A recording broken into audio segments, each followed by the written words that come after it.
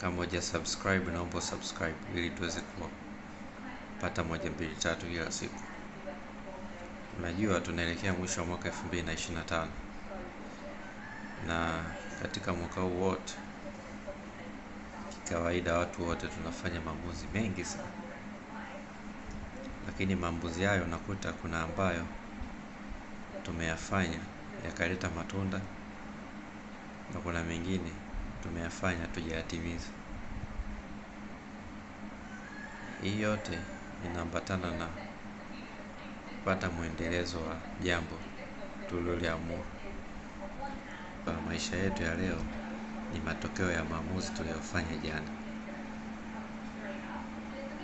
Na watu wengi wanashindwa kusimamia maamuzi moja kwa sababu ya mambo mbalimbali. Moja wapo ya mambo inaweza ikawa ni kutaka shortcut kwenye kufikia lengo fulani, lakini unakuta maamuzi lake linahitaji imchukue muda fulani kuweza kufikia lengo lake.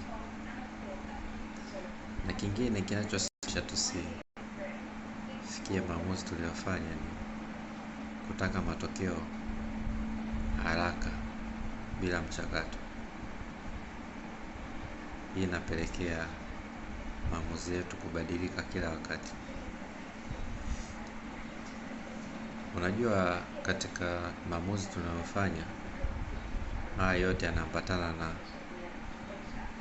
consistency, mwendelezo wa kufanya kitu kimoja mpaka kifanikiwe.